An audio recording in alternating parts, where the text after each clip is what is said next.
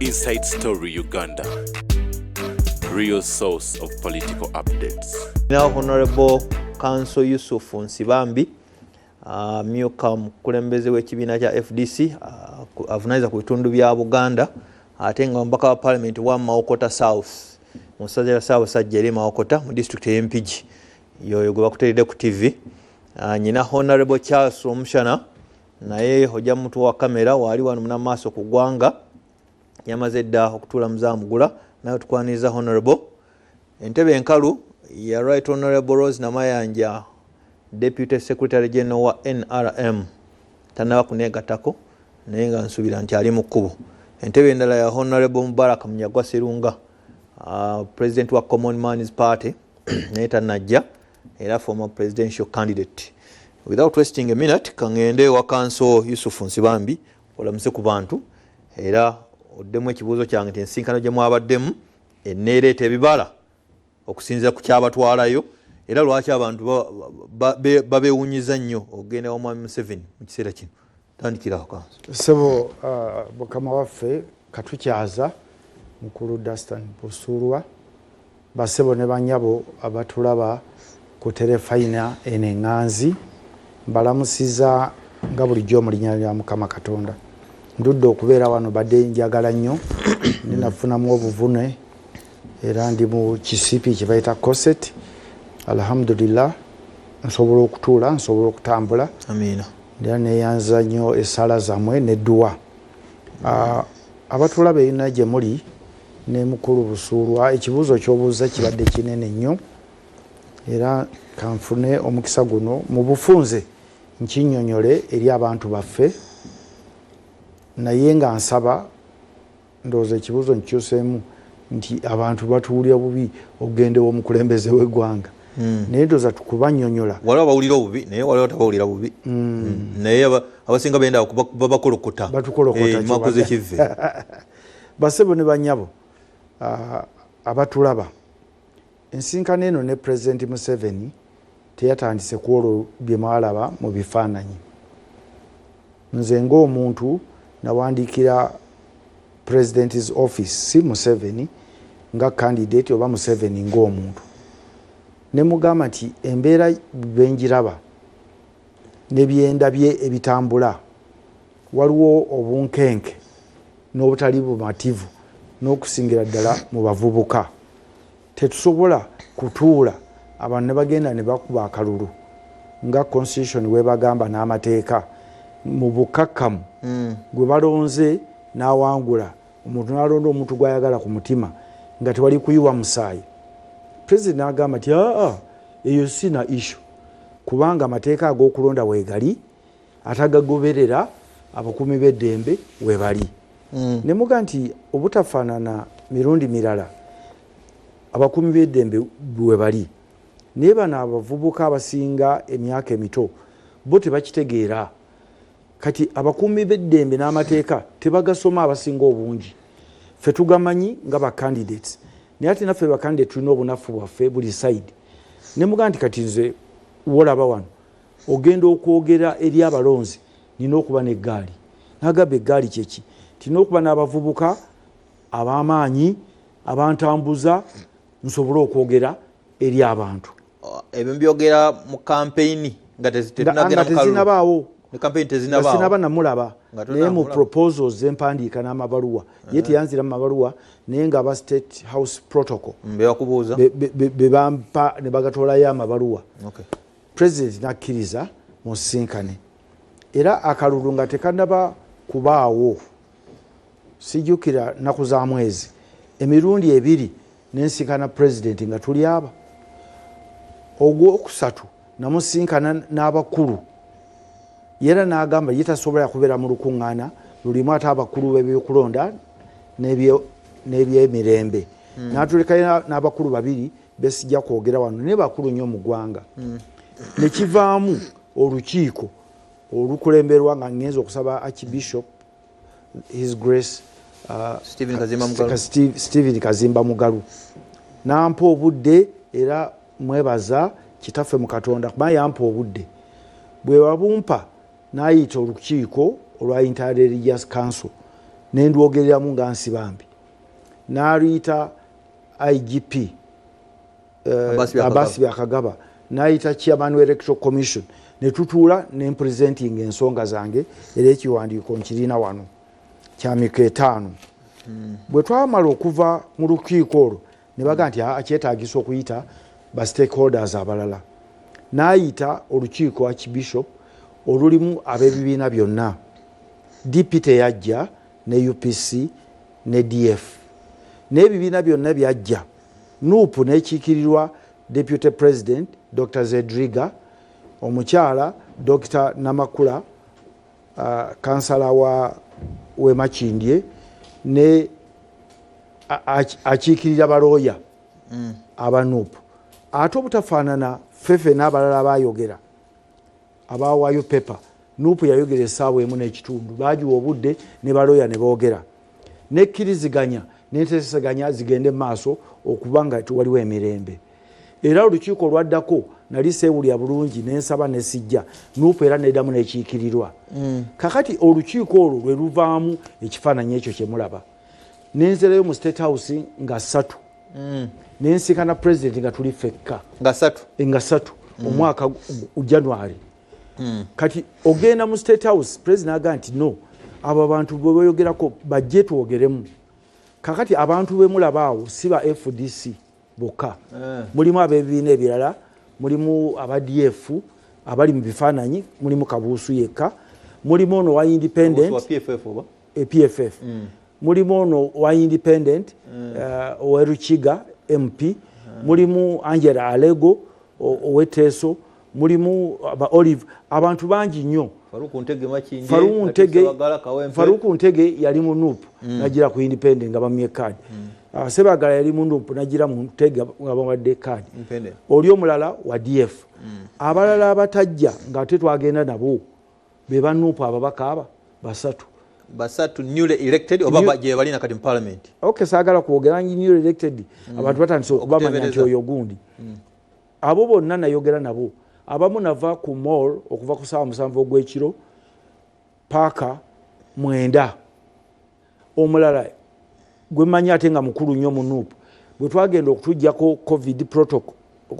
covid nga protocol begamba medical protocol bwe yalaba Honorable Minister Bam Baram nadduka era twali tugenda naye kakati ekintu kino si kya Nsibambi era bwe nkiraba nti Nsibambi yagambye kikyamu nyegoba kitufu ni leader wa delegation nze nakulya delegation ne list ngirina naye ku lw'obulungi bw'ebintu ebitambula eby'amagaali ne fujjo eryajja mu by'obufuzi ne bagamba naye tusonyiwe kasita olukiiko olutuufu twayogera ekifaananyi si kikulu naye bwe baba baagala okukimanya bagende mu protocol office ya State House protocol office ya State House neya medical covid nti abantu bagenda mu State House ku saawa 6 list ebaye buli gabakebera naye nze siba kunteeka kuninga tiyogera ani yagenze yatagenze omuntu eyagaana okugenda n'agamba sijja kugenda ng'ate amaze okuyita mu byonna yali Kayondo Fred Kayondo w'emukono nayita mirana mbimuyisaamu ye naga nti asijja kugenda bitegedde abantu abalala abaali balina okugenda naffe ng'ate bali bweru w'amayanja aba DF mwe bali abakulu naye ate benayogera baga nti wagenze ku TV n'ogamba bukino n'ogamba kino nga tutidde waliwo n'abalala aba BMP nga ba independent bajanga actually DP ne independent babiri mulimu n'omulala anyway kanembe kuboogera basebo mu nsonyi ba Buganda bali mu constituency za Buganda abasinga bali ba Buganda okujja kabe Kasese bonna bali bagenda okujja ne abasinga obungi ne ba failinga protocol deadline mukulu Romshana abimanyi okunsinga kati oyo wa NUP yogenda wa president balina okujjako covid kituufu oyo NUP high ranking officer mubaka wa parliament oba o justice ali mu structure kitu kitwale nti mukulu mu NUP mukulu mu NUP atali mba mu bataano abakulu abasooka high command high ranking officer aba NUP. So si kituufu nti abantu bano tebala president ate bwe twatuuka eri mu protocol nga bali badduka unaga nti bakama bamwe babadde wano kakati ekyo kikulaga ki nga babudduse mu bifaananyi kuba twabalekayo mu boardroom mulimu ne ba youth leaders bo bagenda kujja kwogera aba Gen Z nabo twagenda nabo kakati ekyo sikyansibambi nti sibambi yagenze kyaliko emabega omukululo president Nadine akamulayo emirundi ena esatu nga tuli babiri nga satu gwe gwasembayo n'ogwo kakati toli mall mu FDC baba wasinkanye president emirundi ena nga kibiina kikwadde go ahead mukulu busuulwa mall kitegeeza muntu bamuyitanga mall kuli abantu kubali amulukwe nzogenda mu State House pate teyanzikiriza nti oba entadeko ekinkumu naye akulira ebintu ebyokufuga day to day management affairs za pate abira mu bya day to day yayitibwa Honorable Nandala Mafabi senga obadde oyaga nandibadde nkuwa conversation gye tulina wano ku simu Secretary General nga nebaza byenkola na yatekako haji webale byokola era webale ndotukiikirira kakati eno wagulu gyogambe wa Honorable Amuriati gwe nawulireko yatweganye akalulwe kawedde owekitiibwa Nandala Mafabi nayita olukubingano lw'abamuwulire ogamba nti wabaddewo okubbira era ne byabakama arizayininge tebakkiriza bululu tulina gye bayita working committee mu constitution yaffe tulina gye bayita NEC gyolina okuwa reporter wetwogere wano working committee temanyi byava mu kulonda tetutulanga ku lukiiko lwa NEC kusalabo nti akalulu kabbiddwa era twogere bwe tuti naye ekiwandiiko kyafulumye nti akalulu kabbiddwa kakati oyinza bw'ogamba vice president wali mu lukiiko lutesa kwekyo terubangayo ate nze eyabeere Mawokota ewaffe nze tebanziba kalulu bampangula nakabuki yampangula kubanga bw'obanga olina obululu busatu mu box babbye ekiki kakati kubanga walina 10 ne baba 9 declaration forms zirage nti babbye ziraza abalonzi abalonzi badde bwe bati obululu balansinze nze nakuuma obululu MPG obwa FDC candidate wange Nandala Mafabi ngafuna 00 owakinene 10 kakati tewaliwo DR form yakuŋŋaanya mu Buganda n'emu kakati obubbi buno obutegererawa so naye ekyo kyokka bakiyisiza nga ffe tetuli kakati ate owakanya ati omuntu gwolabye obulabi mu kifaananyi ne bannayuganda kanso nakulidoga nti wakyalina ensinkano endala ez'okusinkana General Tibuhaburwa okyakuŋŋaanya still mobilizing ti ojja kutwala bakyabeegattako ensinkano endala mugende neggulo nasinkanye abakungu be era bwe twogerera wano ebyavuddemu mu kwogera kuli kwe twayogera eggulo abantu 34 babatadde abasibe empigi wiiki enejja badde bagera tutwala abasibe 10 naye mukulu Lukwago Lord Mayor n'agamba ekituufu Honorable Munyango akijja kijukiza toyinza kukola mulimu gwa lawyer nga mubadde mu lawyer omulala nga tokyusiza kibayita change of instructions nga naye takkiriza kakati yagambye bagenda kumpa waabira ate kiyinza n'okusazaamu license kubanga natutte amanya 50 ago okujjako madada abalala bonna siyogerangako nabo madada ki NUP Sauda madada alikomera mwe bagenda okuta mu wiiki ebbiri oyo yagambye tewali mutawaana ebiva mu nteeseganya za mwezi mutandise ebyavudde mu nteeseganya era mu wiiki endala 2 bagenda kuta amalala 50 kubanga kitwala obudde buli fayiro bagitunulako president yatugamba ye okubatatana mutawaana ne babeera mu kooti enakuba nga bakkiriza ne bafuna pardon oba gye bayita pre-bargaining ne babasiga DPP now withdrawing emisango ekyempiki kyawedde tubadde tuzze mu Kampala tukwate ab'ekitalya Maction Bay ne Lower Prison ne Kigo nga 50 era listing girina wano be basunsuddemu aba 50 abadde bagenda okuteebwa kakati Honorable Senyonyi kafairo kaleta wano Honorable kafairo ko ngakumire wano bulungi nedda se mulimu ebintu ebyamabiti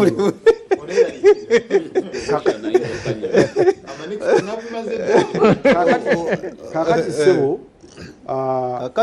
kakati ngamaliza kwa nsonga eyo Honorable Senyonyi eggulu ng'ategedde abantu bagenda bata yagenze ne mukulu Katana treasurer waabwe omwanika waabwe no kitiibwa bali mwenzo ne ba MP abalala era n'afulumya ekiwandiiko nti bali batweganye bagambye bo tebagala kuva mu komera bababuulire lwaki babasiba emyaka ena ku bwerere kyetulooza kya kito ate be bantu be bamu aba NUP ne bagenda mu European Union whatever parliament nga baga ate bate abasibe kakati nvu ate ffe tufunira kubasibe kwogere wa Museveni nze ndaba bano bazinira ku ntaana ebbanga lyonna njogera omusibe omu Yasin Kawuma yali driver wa Bobi Wine bamutta ni abaana be baneiba bange bali eboyaya mu mpigi tebasoma kakati abantu ffe tujjeyo abantu ate mugenze endowooza eno nti omuzungu agenda kukyusa embeera yamu tosobola kwogera ne president wo nkyamu kubanga batugambako wano emmeri eze emmeri yakomawa tukabanje ani akabanja kati abantu bavundya makomera kati wembere bwanidabye president nota kubigere tekina mutawana President 7 gokiza nti yawangula akalulu mchere ewange yawangula kubanga ewange President 7 obutwa bu balancing mu constituency yange nga awangula oba awangudde ati awangula ate omuntu bamala okuwangula nibo government yabbye akikoze emyaka ananga mukaba kyekimu abbye tewali kikyuka lwaki temutuula ne mulaba ensibwe n'etambula kansonsi bambi at least nkulabiddeko akaseera akawanvu jukira naye waliwo byenewunya n'endowooza olumu nti AI ku mikutu emitimbagano jukira nga tukyali ku radio eri buyonda Afrika ddamulira afa n'olabirira family n'obagulira ne source of income pikipiki kakati kanso n'owangula mu kalulu ate n'ojjayo ebintu byewali awadde abantu siyensi bambi gwemanyi gwendu ne banka nekyo si kituufu wave bweru walwalamu waliwo byakutabula okusookera ddala si kituufu naye ndowooza ffenna abali wano bakama bange bamanyi akalulu kikategeeza akalulu kaleeta entondo kaleeta n'obukyayi okusookera ddala mukulu Busulwasi kweyogerako ne mu cabinet bakyogera tewali mbaka wa parliament akoze byenkoze mu constituency mu Uganda yonna kabe prime minister kabe speaker kabe deputy speaker naye ebintu bibayogerako nti nagyeko abantu ebintu si kituufu ekyalo waliwo eninaku gyali ya city naleeta transformer yakola mirimu gyange abatuuze nga sitibawadde na lukusa ne bajjako nengamba bano batuuze batono kati omutuuze ow'amaanyi ate mutabani wange namusomesa Dennis Bugaya najja n'aleeta ekyuma ekyaluza enkoko ebyaluza biki eringa factory sina farm amasanyalaze gonna ne geesala naningira ku generator nze nanyini neŋŋamba bano nti amasanyalaze gayita mu kkubo lyange private si lya government emiti gyonna gyange nsaba muleete transform ennene bw'oba temugireese ngenda kugajjako gali agooli amenya bwe nagajjako n'akwatagana ne security n'abawumeme ate ne bajja ne batema ejange nze ndi ku generator nanyini transformer neera bwe biri kugwa ngenda bawabira ejange so emiti gye bagamba nti watema oli yagitema jange naye ate kati bwe najja mu busungu nga mugjeeko n'agulirira osi owebwama ne DPC w'empigi n'abamasanyalaze ne bajja ne bamuzaako ne bagongera n'eri ewala mu kyalo kati negayongera okugwa nejanga ate nze ne bazinjako transformer yange ate nze ndi ku generator nimbagamba it is impossible kwe kutema ejange gireme giyita wange ne banyiiga ne bagja ne bakwata buli muntu enaaliwo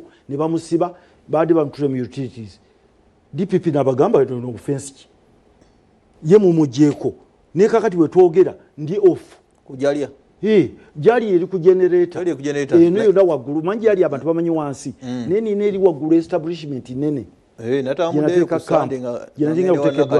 ndi nanyini kubanga DPC ne OC baali basibye abantu babalese maki nga kalu kawedde muze yakuwe akasente kifo bwa kamisona mukusookera ddala bonzira mu ekyo nga nkuvaako nga ngenda wa saagenda kufuna sente naye embeera gye ndimu eŋŋamba nti olina okukolagana ne gavumenti eri mu buyinza erondeddwa etya oba terondedde etya maze emyaka gyonna kuviira dda mu ssomero n'okugunjawo UID baluzige banamayanja nga tuli mabega naye ente webadde ekabira wekyakabira ate nga tulire ka muntu omuntu oyinza kukabira mu nkaaba gye wakabiramu.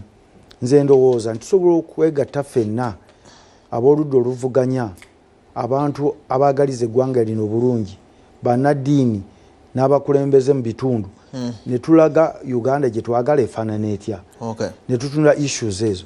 Bwe nfuna obuvunaanyizibwa mu arrangement eyo mu mbeera eyo nja butwala mu buweereza naye sigenda nga President Museveni era tasuubizanga tyagenda kumpa obwa minisita oba kumpa ki naye kyonna kyonna kye namusabye kyekyokuddabulula abaana oba mu bitongole bya gavumenti oba mu ntegeragana eno formation gye tulimu ekyo nja kikola era sisobola kyejjusa kubanga abaana abadde makomera bo bajja kgenda maaso nga bateebwa. Nsaba abaleme twegaana era saba abaleme kubuzaabuzibwa abantu ababuzaabuza nga beenoonyeza byabwe. Naye lwaki njagala okumaliza nsonga eno bwe nali ngenda lwe muyita oludda oluvuganya olutaliiwo kubanga Honorable Munyagwa presidential candidate akulira ekibiina baali bamuyiseeko mu oludda oluvuganya ku nsonga yonna. Nze mbadde mu shadow cabinet emyaka gyonna nga nalondebwa ab'oludda oluvuganya olwa NUP. Tetutulangako wadde mulundi n'ogumu wadde ku mwanyi wadde tteeka ly'abamagye ne tugamba tukiziganyiza kino wala tugamba mufulume mutule ku madaala mukomewo kati ne tubeerawo nga tuli mu byakatemba. Nze sikkiriziganya mu ekyo. Ekyokubiri bwe nali ngenda Najjanankumbi oba n'okuviira mu reform agenda nali musomesa Makerere ne ngenda tewali yantwalayo kakati bwe mba nfulumye ne ngenda ewalala era tewali abantu teyo kwaba bonna abatuvumirira bali mu mitimbagano abaliwa okusogera dda sibe banzaala. Ekyokubiri sibe bampeerera. Ekyokusatu sibe bantwala ku ludda oluvuganya. Ate oyagala njogere ngenda kuwasa ku myaka enkaaga nkyawasa ku myaka enkaaga nkyanoonya mulimu njagala mbabuli bategere omuntu gw'otaazaala tomulinaako obuvunaanyizibwa. Omuntu gw'otaaweerera bwe nalwala abo bonna aboogera nga ndwadde ne bannongoosa tewali n'omu yankubira ku simu tingolabye n'obulwadde tewali n'omu yansondera ssente okuggyako ekitiibwa kaddu kiberu yampa omutwalo gumu n'ekitundu ogwa ddoola. Bwe nagudde mu kalulu tewali n'omanya nti nga wagudde mu kalulu oba okuwa ssente mu kalulu wabula bwe nalabise mu ekifaananyi omufaananyi ya Museveni vaayo oyo musajja muzibu lwaki ebbanga lyonna tobaddeewo kumpa amagezi ate gwe ayoluga nti oli mugezi nnyo ogwowa ensonga zino gwe weebibi eby'amagezi abantu bakugoberere gavumenti ekyuke oba kyusa embeera yo gwe kenyini bw'oba gwe tolina kwekyusa mbeera na famire yo magezi kyago goowa abalala. BBS Telefina ye Honorable Counsel Yusuf Nsibambi mbaka wa Parliament Mawokota South era nga Vice President wa FDC mu Buganda. Honorable Mubaraka Munyagwa Sebo nkwaniriza twali tuludde okulabagana okuvannyuma bagenda mu kalulu nenka kukulisa Sebo kumalako campaign trail era ng'okyali mulamu kama wafeebazibwe lamusa ku bantu era osanze kunteekateeka nga mbuuza ensinkano abamu ku oluvuganya gye bagenzeemu enevaamu ebibala n'ensonga endala nga bw'oziraba. Neyanza nnyo Danstan batulaba mbalamusiza nzikiriza Danstan sizire ku mukutu guno ogwa Ssaabasajja Kabaka nsaasire musajja we munnamawulire Kasuku okuviirwako jjajjaawe yamukuziza Gatende tukusaasira nera tukusaba Katonda akugumye. Yes sebo nabadde nsaasire Kasuku nabadde muziika nga ndi wa Kano Idris Nakalemembala Kashari abadde ajjukira taatawe ate nagenda ggulo limu n'ensulayo so gansanga eyo naye tukusaasira mwami Kasuku Daniel Katende. Sebo nsonga ziwulidde. Ekisooka njagala abatulaba bategeere nti teri lutalo lwe balwana nga tewaliwo ddirisa lya kuteesa terusobola kubaawo kambe mwina obusungu nga bubabimbye nga bwenkana butya kabenga kaluberwa mundu kyova olaba ne Hamas nani ne Israeli baade batuuka bateesa bweziseka naye bweziseka bateesa bweziseka nezigaana enteesaganya nezigaana ne baddamu neziseka bwe bityo nti tusobola kulwana lutalo nga tewaliiwo nteesaganya oluusi gw'olwana nayinza okubawanika awanika ki ngali mu kuwanika nga gaba naye enkooyi kati gwosigala okwekeza nnyago nga towuliza tomanyi nti yawanise nga yawanise dda ekyo ekisooka ekyokubiri kyenjagala abatulaba bategeere mbu ensonga waliwo ensonga ez'essimba bwe tuba tugamba nti Uganda eneebawo nga ffenna twagala Uganda esigalewo nga zirina okuteekebwa mu nkola ate nga tulina ziteeka mu nkola nga tusaze layini z'ebibiina byaki byobufuzi for example ng'enkyukakyuka mu mateeka g'ebyokulonda electoral reforms ne constitutional reforms oba oyagala oba toyagala ozeetaaga ebirala bingi ebintu yandyetaaze transition a peaceful transition kubanga okulowooza obulowooza nti muliro gwokka gwe gwinaagireeta kiyinza obutatuleka bulungi ffenna naye enteeseganya zino senior to me senior to me ne mu FDC yali mukama wange yansomesaako Makerere ate for sure ye muntu gwe sidawutinga ku maanyi ge gatadde mu stroke eno kyenjogera akimanyiiko kalulu ka 2016 byenjogera bimanyi saagala kubyogera ku mpewo sisobola kumutyoboola nti kumukolaki yes but nze kyenjagala Council Simanyi bw'ava wano yeetegerezemu kiri kimu kya timing kyokka kyenyinako obuzibu timing gye bakoleddemu kino nti President Museveni muyeekera yagamba nga bwali ffenna tugimanyi background sikumutyoboola ye president w'eggwanga wabula muyeekera opposition nnafu nnyo mu kaseera kano ate yeetemyetemye nnyo President Museveni omuyeekera okufuna obudde obulowooza mbu yeetaaga okuteesa naye opposition gyalaba eri mu kuyiika ku ttaka ekyo kijja kuba kusaba nnyo munyina kuwonga nnyo ssebo ekyokubiri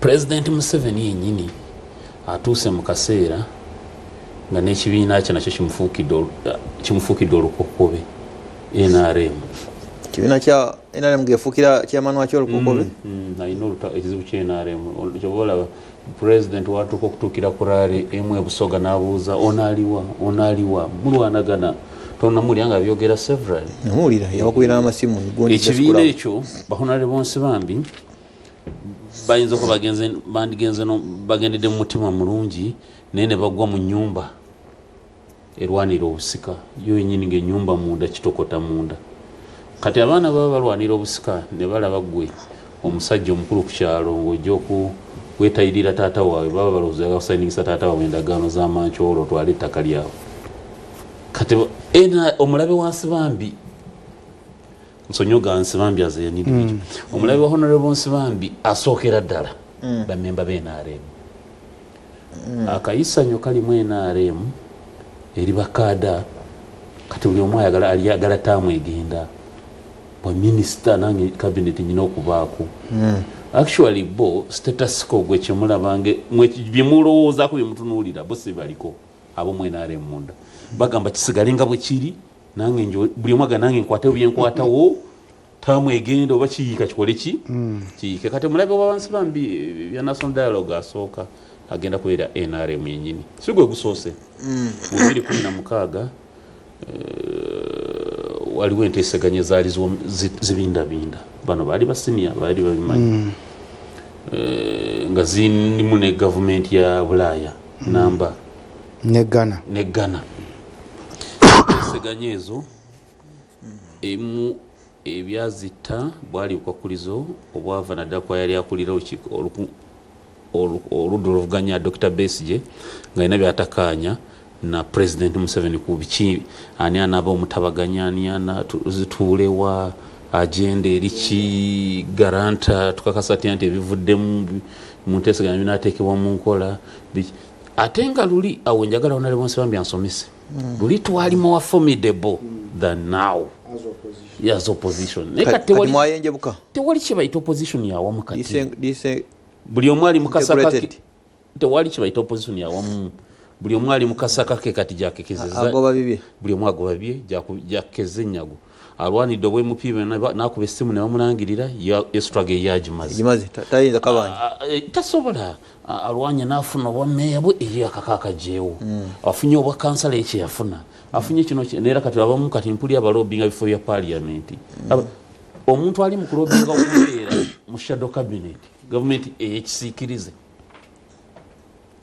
because buli okkiriza okubeera mu gavumenti eyekisiikirize oba okonye stamp mu kalulu nti kaali kamazima na buki naye nze abopposition nga common mans party tugamba akalulu kano akayita of course kalimu amankyolo mangi era nga ffe tugamba nti essaawa etuuse tuteeke ekkomo kuvanga mu kalulu ne twegwa mu malaka wabeewo ebikyuka naye ngaebyo byonna birina kuyita mu nteeseganya however nze nteeseganya za mukulu wange simanyi nti president Museveni anazibalamu weight as well attention ate nga yatandise dda abasibe bateebwa baabo tanti ebyajabire ebyayinza obigira naye nze simanyi kubanga sizimanyi namunda naye nze kiŋŋamba enteeseganya honorable Nsirambi ze yandi championings ziri eziri structured kakati honorable Nsirambi akyayina locus akyayina latitude eri mu mateeka ali mu parliament nze nandibadde nsubira honorable toyina kyoyinza kukola ku floor ya parliament tufuna enteeseganya eziri structured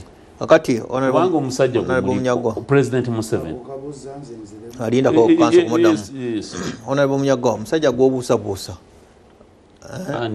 General Museveni ogamba bali bagenze gwe tomusuubira kukola bibateesa ndaba alina amaanyi mangi nnyo okusinga gayina 2016 kati gwe bintu ebirabo ojja kuwa taatawo hajani ogenda kubula bwotandika kuleeta taata wano yagenda ku kadaala n'amuwagira kitegeeza eriiso ly'omukulu wadugalawa yamulinamu obwesige gw'omwana kyekizibu kyobusuubu taata teyawagira General Museveni yamuwagira kakati ate ekyo kive gwe wamwe mwena muli BNRM oba opposition gwe wamwe famire yamwe erimu eddiini emu kale naye mbadde ngamba leka menge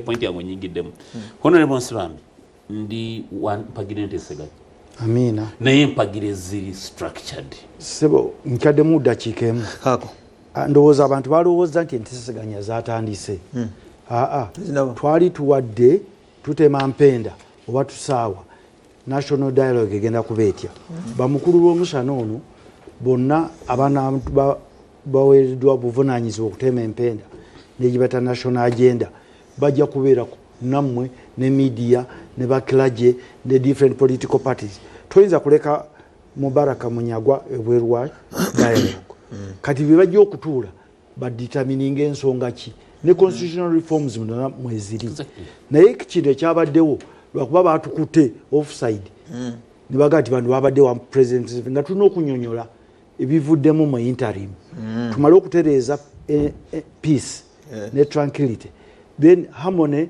ne national question unemployment sectarianism commercialization of politics and militarization of governance ebyo byonna bigenda kujja kakati temweraliikirira mujinza okuteberera kulaba nansi bambi nga ali ku forefront nga baliwo balala kakati abagala okujja okwegattako bakusanga mukino ekyaffe ekitono mu Diamond Trust ate wenjogerera wano weewuunya abantu bayitirivu basiiba asikusiiba ssebo naye abakubye essimu ne tubawandiisa mu kino ekitono naye kiri ekinene tetubalinaako buyinza ebiina emibizo gaana nekitabeerawo gavumenti eyinza ogaana akasembayo wabadde mu kalulu ng'ovuganya kwa president bakandidates omusanvu mwe muli mu Uganda mweyagala munnammwe omu aliira ku nsiko nga temunavayo kuyisa joint statement kubanja ddembe lye freedom ya muntu oyo Honorable Robert Kyagulanyi Ssentamu goli wano ku TV owagabako ogenda kunda ne weyagala temulumirirwa abo opposition bannammwe ani tumulumiriro tyanga simanyi kimuliko ye ali ankubiddeko nangamba waye banjiga tosoma mitimbagano aposting namwe mutuwemu ekitiibwa ekitujamu please twetaaga kutulengeza nnyo amwe former presidential candidate nze ndaba olugambo oluli ku TikTok ndubuukire because kati soyo nga tomugambako okweyagala kakati nze kankubuuzi nali nze nga kalulu kawedde nendaba TV Al Jazeera International TV musonyo jogera wano ndoze yote ngegamba nti Honorable Kyagulanyi helicopter y'amagye emunonye ewuwe emututte twakirabako ngenda okulaba ali under house arrest enkeera ngenda okulaba mawulire malala enkeera ngenda kulya yemuludde kati nembulwa oconnectinga yabuuka ate mu helicopter y'amagye eri yali emutwala ate n'atuuka neyemulula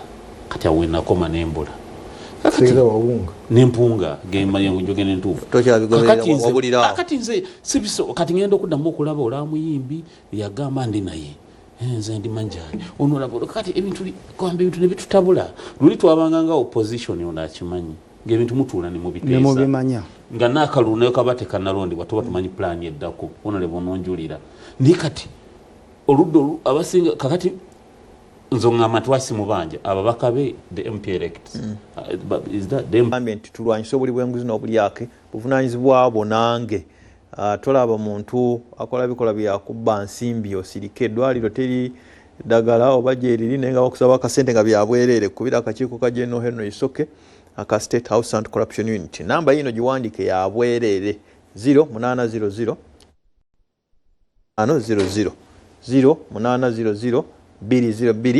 202 nga bikutambulira bulungi Honorable Mbaraka mbadde nkyakutagambye oteka wakati ngende Honorable Charles Omushana mulire tochi ku nsinkana y'aba opposition bano abamu ne General Yoweri Kaguta Habura Museveni afulumiza ekiwandiiko ng'agamba nti naye bamubba obululu bwe babukwatamu ekiwandiiko kirabye Honorable Munyago nkirabye nkubusuba Katonda amaanyi Katonda wakisa olwo omusajja mukulembeze yali w'amaanyi nnyo mu nsonga za Bibuli bamuyita Nabukadineza kati Nabukadineza Katonda nannyini nsi yamujja mu the mind of a human obwo not obwongo omwoyo gw'obuntu n'amuteekamu omwoyo gw'ensolo n'amutwala mu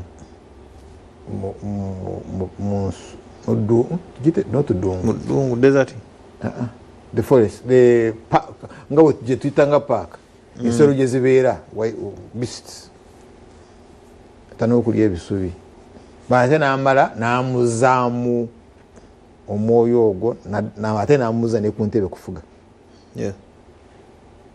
kati tukiyigiramu ki tukiyigiramu nti yasigala ng'ali Nabukadineza but yafugibwa olubuto because ensolo zifugibwa lubuto empologoma kyeraba kyonna ebeeraba mmere ekitali mmere tekiriiko mpozi erwanyisa ebyo ebirya kyerya like empisi hayina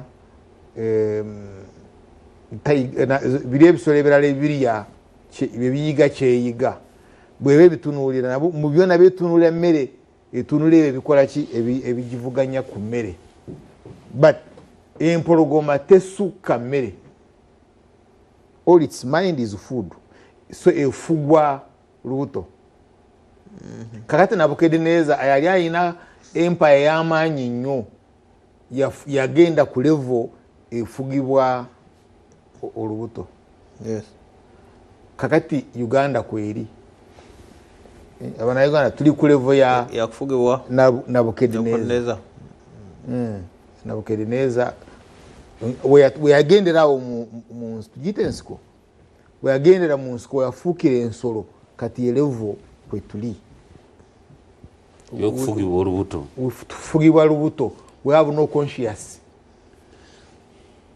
omuntu tafugibwa lubuto afugibwa the conscious kyola mu historia ya Buganda mwine nono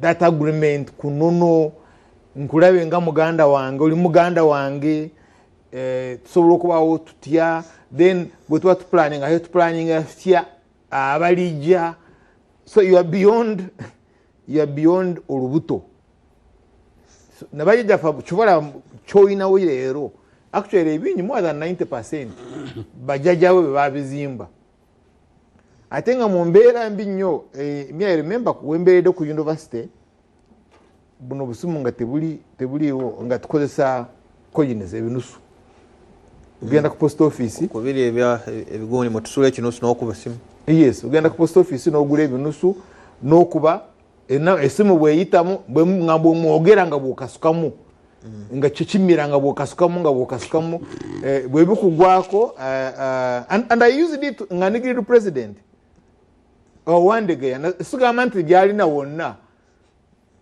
you see you want to call somebody mu office awo eyo nga anonya sente z'abanide students actually sente z'abanide nazifunira kuki books awo ku Wandegeya waliwo post office. That's why I got those millions zenabawa ezatambuza abanide nga tusulamu ebinusu. So yembeera gye twalimu, but imagine embeera jajjawo wokusatu wokuna gye yalimu nga n'enguudo nawo okutambuza ebigere nga tewali ng'abantu batambuzanga bigere kuva Rukungi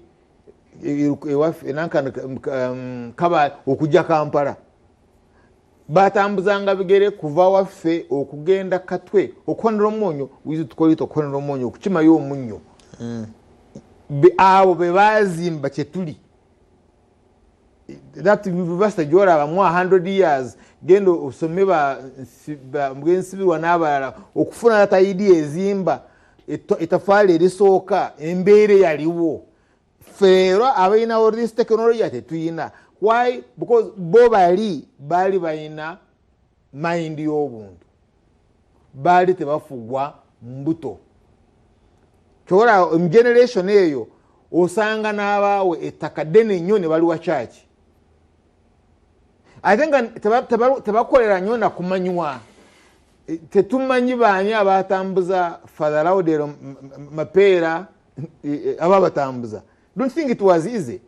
Bana abaleeta eddiini gye babayiseeyo mu tribes man eaters of Savo ezali mpologoma, but the Nandi, the Masai, but baba basitula abazungu. Oli yawulira ki asobole okusitula omuzungu ajje nga bwamuvunuulira amuleete wano mu Buganda aleete eddiini? Naye abaleero you go to preach Jesus Christ ng'otunuulira Muloka the retirement vehicles, land cruisers, but bali ababetika. Forget about gwebetika. Mapeera n'abalala. Naye bali abali babetika. The mind gye bali bayina, we don't have it. Fe tuli kuki? Tuli ku mbuto. Then obeerawo n'abalala nga ye akuteerawo I have a dog. Twina yembwa but bwemanyi twalina emmere nyangu wakugiwa sobola ate kubeera nga nkyusa eggumba nga bwegoberera nga bwengira nogiramu bwoti, but bweyagala okikola ogiramu bwoti netunulayo negiramu bweti nemira amalusu.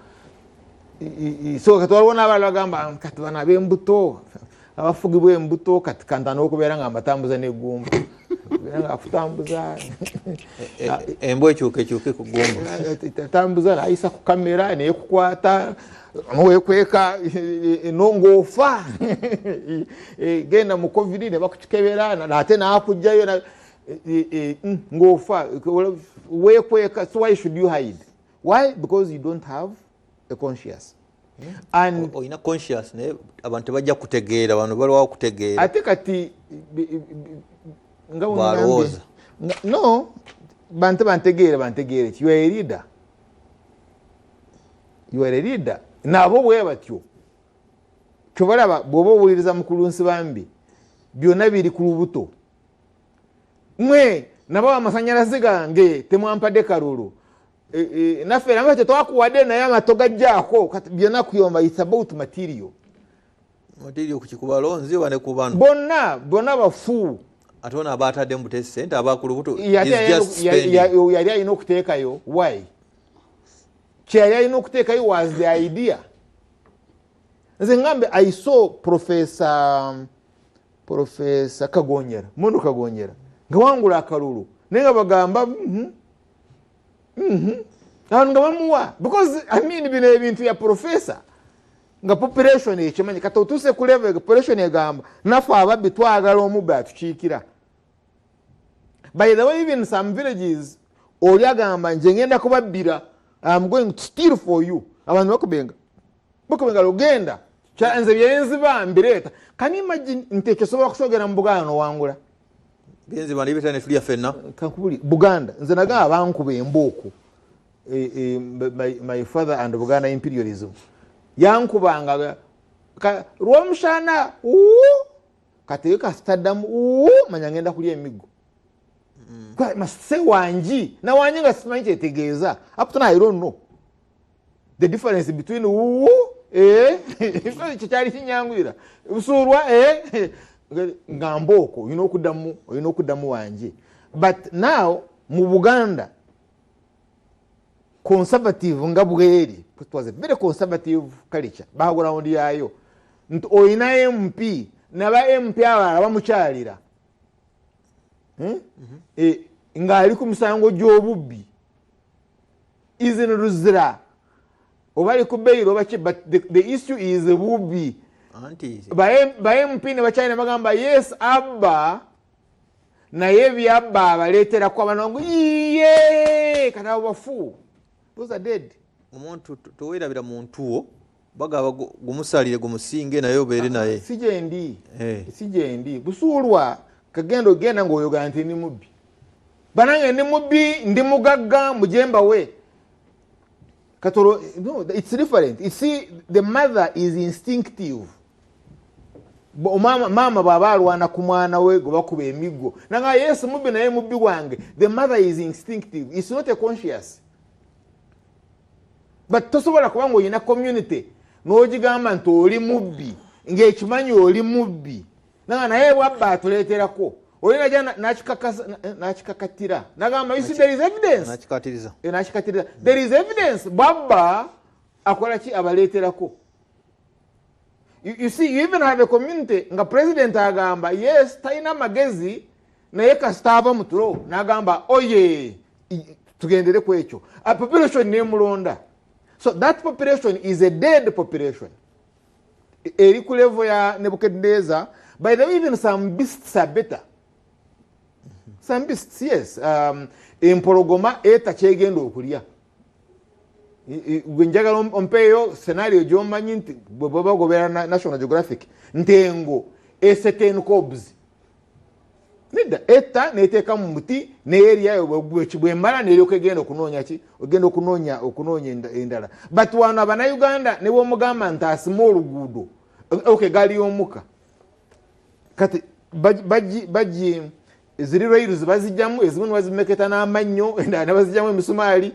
You get it because it's a dead population. Now that population tesobola kuteesa. No, tesobola kuteesa. Nabadde ndaba buno MP wa Sewungu Kalungu West olubiri gye mbadde ndaba nga Kyagulanyi mugamba vimba kati nga azimba ngazimba okuhaga napika amatima ngalinga enchwera erigaba bigendeze tobanga omusota gw'enswera bugeramu nankani ng'olina akikozesa then n'okikola before abalonzi they're going to do legislation. Balewo twajira mu CA twasanga weteeka it was a proposal mu draft nga ligamba ntokirizibwa kwesimbawo if you had been convicted of moral turpitude. You saw that? Yes. Moral turpitude. Omuntu yasobeza kukaana ak'emyezi 5 n'akoonoona then najja ne yeesimbawo ne mumulonda then wabanga asaabinze. Nekiri ekyokuzimba that's the right moment of the campaigns. Nga bono to muyimbi n'ayimba kati nakugambye we tubeeredde of air gye mpuliddeeyo mu conservative areas goyina the revival mission church weyakwata neyigiza abantu ne baguma okwambala even sunglasses for pose sanga zino kirwazo tadde mwebera olime bayimba betero kuteeka muteba kwa kalulu nto omusajja omukulu nga gwe busula nto osiriye braids tukuwa because society will say naye ono izi no mo yes chora now one culture is so strong that imikolo walo engerejo yino kwambala yambadde kanzo yambadde kibati musajja omukulu wanywedde omwenge oli kulu webase kukubo beno veyo je wesimbe wafe tofuna kakati that population efugwa olubuto tesobola kuteesa because okuteesa one must be intra nsibambe bagambye nti bagenze nabo namwe kamulina okusoka ne mutuula ne muteesa exactly you get abagenda that's vertical or it's horizontal yes musoka ne muteesa one ne mukanya what are the issues nebije mugenda nabo balina okuteesa balina okuteesa babawa dokumenti ate nabo ne batuula ne bagiteesaako ne mulyoka musisinkana onabeka bateesa kuba they had mobilized ani awo Council Sibambira, Chief Sebagala, Faruku Ntege, Kabusu Moses. You see, even the interreligious council, not the China conscious. Actually, by the way, you would rather go with the Nevan Sibambi. Agamba anza mazoku kowa nyaka yange nkaga that one may do something. Because olaba na ebi byaliko byonna is instinctive. Tufune ngudo, who tells you into the issue that in Uganda issue is ngudo? And I government the issue in Uganda is even electoral reforms. The issue in Uganda is a conscious.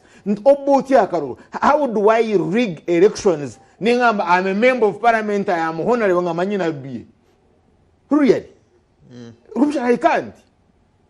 Ntinze ondangirire ngamazogura returning officer anangirire ngamanyina bie I can't ngadia forms zo ziraga bakuwangu ntinze ntulampala nganonya yo kimusala kuwereza abantu ateka timpereza bani bobie that I rig you because manyagala ba kuwangula nkuwangule ngankuwangude if you are if wompangude ompangude but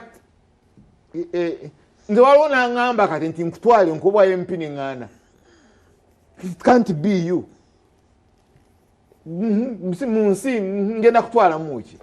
Because I have that conscience, I have that so you have a dead society. Kati boboyagala mubisera by'omaso China I hope mbala betuzala singa wabamu abazadde because I saw mbadde nsoma Exodus I even with Genesis ngolaba mu Bible ya Katonda ngateko ku first edition ya fundraising dinner kyejulo ekyokusonda ensimbi ya World Otter Day ku Governor Hotel Mukono nga 21 omwezi guno gwokubiri ku saawa 10 ez'olweggulo lero mukaaga lulyo lwakejja jangu olaba abawala ab'engonge okuva e Bugere ne Kyaggwe nga batunka okulondako Nalungi w'engonge Miss Otter 2026 tosubwa abaana abalungi n'ebirala byonna ku Governor Hotel Mukono okuyingira kwa mitwalo 10 zokka ate okufuluma kw'okujja kwa bwereere mujje musanyuke nga bwemuzina ate nga bwemukuzana ekika kyammwe omugenyi omukulu ye jjajja omutaka Kisolo Mathias Kabogoza kwewandiisa tuukirira Kabogoza Joseph omuwandiisi ku ssimu 0754 806 956 ab'engonge babayise omukungu Engineer Patrick Sembajjo n'abalala Sebo Honorable Mubarak Munyagwa kati ki ekirina okukolebwa kubanga ensinkano abantu bagenda okuteesa ate opposition benyine bebagikubamu ebituli ate nga omukulembeze waali ate nga mugamba bata abantu ate baba bata nti ate lwaki muteesa kati ki ekirina okukolebwa Honorable Mubarak Munyagwa Serunga mugati gwa bata ndoza bahonale bonse bambye ekiwandiso sene bakiyimiriza opposition tusooka tweteekateeka ffeffe nnyini munda musobola okweteekateeka ate bo kati bw'obanga gwe in-house munda nga temusobola kweteekateeka nebiri byonna tuba tusiwansa no ku mazzi.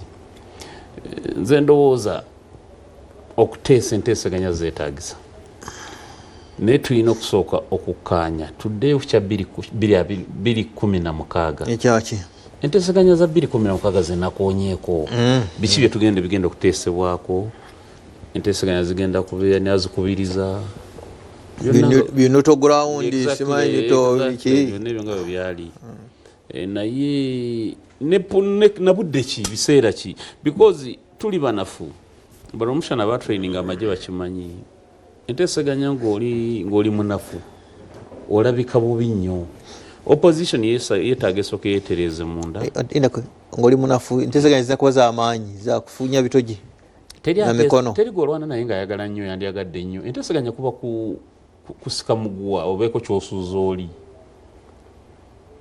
NRM n'eryanya erigiwala kati lyewulira sisuubirayo bweyinza kuteesa n'opposition nebaako nekyeta kujjako nga tukozeseza obukodyo bungi ate nga bujja kutumenya. 1 tulina kuba nga tuli united kyettali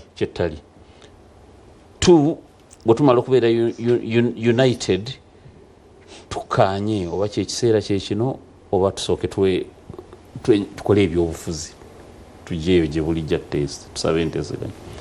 Ekyokusatu twerondemu obukulembeze oba opposition naye nakulemberamu nani naye kati opposition nga bwe tuli kati kankuwa ekyokulabira kana akalulu kawedde kituufu kaddemu amanci olwo nze obululu bwe nafuna si bwe bwampeebwa bakubba straight away nabbibwa nga waliwo projects ezinyingi ezaali at play oyo humiliate him mulage nti munafu malemu n'amaanyi obwoli linnya liteeke wali liriteeke wano simple so naye twamaza akalulu ng'embiranye esinga bwogenda mu Greater Masaka embiranye yabadde nnyo wakati wa DF ne NUP bwojja mu Kampala sina NRM bwojja mu Kampala embiranye yabadde nnyo wakati wa PFF DF ne NUP bwogenda bwakiso the same nti embiranye yabadde nnyo wakati w'ebibiina by'opposition okusinga wakati wa opposition ne NRM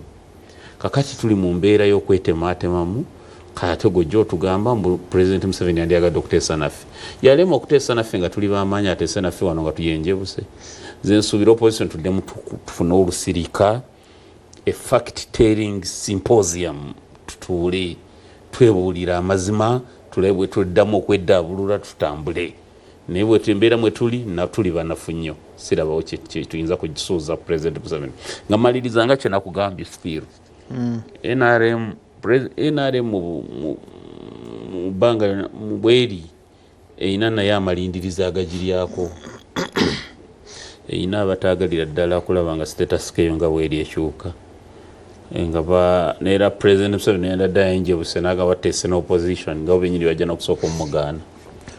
Yes. Lindako ndi ku page 7 ekiwandiiko kyafulumiza leero okenjagala okusomera agayo the death knell to the opposition were the BVV machines.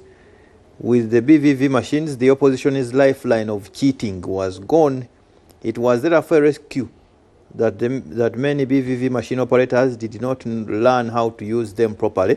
They got a chance to cheat here and there. We shall get the actual extent later as human intelligence continues to come in as it did in the past. Otherwise, there is practically no opposition in Uganda. You know what I'm saying? Obomo okufa bw'abayamba okubba wano newali naye nakomekeza nekye oba kyemugamba nammwe ti opposition teriiwo. Okkiriza obagaana opposition eri mu kusaanawo mu Uganda kujjako nga tuzuukuse bekikwatako ne tujjamu amalala ayina gyeyekwese n'avaayo ayina gyakoze kinaavaayo ne tuddamu ne tutuula ne tuplaningira awamu naye kukyendaba mu opposition olwaleero kakati kankubuuze nga badde omubuuza nti lwaki tusoogera ku bya honorable Kyagulanyi candidate muno gwawuliddeyo awadde ultimatum nti Kyagulanyi bw'atalabika sijja kulayira kuba baka parliament kuba council ababe abalonde waliwo ayagambye nti bw'atalabika sijja kulayira And mission is wazanjalo covert and overt. Bayinza okuba balina kye bapanga. Batuula wali gwe bawulyako nga bagamba tumubanja tumunoonya. Lwaki lwoza tebakyogera? Kye bayogerako kimu banaye gwe babbye obululu bwo ogenda mu kkooti. Obanja obululu bwo. So kikyoyogera ku General Tamaguzi. Tamaguzi Paul Sekazana. Twali tutudde naye wano. Nangamba Munyagwa guli omulembe gwamwe mulala guno bakwatira Kalulu. Bajja kukirawo. Otutandikira. Nga sinamuwuliza. Sale agamba mwami Sale yaje. Nempulira atakabira kafooke.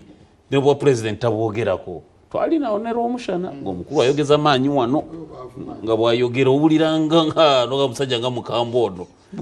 Naye kati nga sinamuwulira nga abanja Kalulu wa president. So kyengezako kulaga nti kakati opposition esaanyewo to the extent that buli omwana onya kafooke. Neera kati bodinda ko bagenda bazanya President Museveni tolaba bano wasema bali mbya kuteeseganya. Kati agenda kuleeta kiri ekiteeka kyawulira nti leader of opposition yakubweka Kalulu. Kikolera ani ekyo? Agenda kubalabisa kuba kakati mwade mubanje bwa president mujatanga kulwanira bwa leader of opposition. Nedda tufe tulina omwerondera. Nedda kati akulaga nti kakati gwe because the moment wagamba nti nyina okulonda leader of opposition kitegeeza okkiriza nti wakola ki wawangulwa. Alright. Yes, so opposition twetaaga twetereze. Otherwise tuli bannafu nnyo. Okay, ojagenda kolom kulayira nga balayiza president elect. Sisobola kubanga sikkiriziganya na byava mu kulonda. Nkugambye nze obululu bwennyina kanku ekyokulabirako ekitagwenda nali wakubiri. Electoral Commission yateeka mu kyakusatu. Ekamwenge nali wakubiri banteeka mu kyakusatu. Eibanda nali wakusatu banteeka mu kyakutaano. So I think that there are forms in why didn't challenge it in but court? Then let me ask. One, let me tell you, byeze twetagisa electoral reforms. Nze DR forms ezo nkuzikunganya zintuukeko. Mu bunafu bwange zantuukako bunaku musanvu. Nga okulangira kwawedde. Nenda nkoziko ne tutandika okugatta. Bakwadde na 10 oyina ogenda extracting evidence bichi obujuli. Supreme Court yakola recommendations ekyo bakikyuse. Ate ondabikira DR forms tunazifuna zonna. Yina za districts nkaga mu 5. Kati obuzayiza zali zimala obujulizi okulaga nti ebifo ebwa season. Nenda mawulire honorable mchana naye kubira mu dakiika mu kirundi. Okay. Tukoze tutya. Mao yateesa ne mukulu Museveni. Mao nobody yateesa ne mukulu Museveni and CDP ne Museveni. Okay, Mao yateesa ne mukulu Museveni ne basayininga ekiwandiiko. Mao is a minister. Kyemmala njagala okukulaga mu kuteesa kwawe olabawo omukulu Kalugire ng'aleeta Mao wagenda okumulaga wagenda okusayininga wa Kalugire Edwin tu nga n'omukusayininga Todong Secretary General nga wali kati wona alabira nsi bambi ni group gyayina bano batambula nabo Latif Sebagal Sengendo bawatamana bona alabanga Kalugire Edwin ayimiriddewo ne Todong then mabate serious bwatabawo Kisoboka. Kati balinga mu 1% tebajiweza. They are like wanchitente bali ku PPS's veranda. Busuwara yabadde wano shechi mulese then user forms bichebyo. But if it is kuteesa ubayogala kuteesa tebana kutuka ku level ya 1% ya Mao. Because nkolaze kumao at least olabo Kalugire nga ine ekiwandiiko. It's like in this Supreme Court. Ono musajja mvuko musajja gwe yatuteyo omusango gwe yatuteyo katate yegalira na gujjayo olaba Kalugire nga ayambadde ebyambalo bya lawyer symbolically kukolaga there is a bit of fighting. Ebirowoozo by'owulidde mu program eno byabateesa nga bwe mbakuleetedde Honorable Mubarak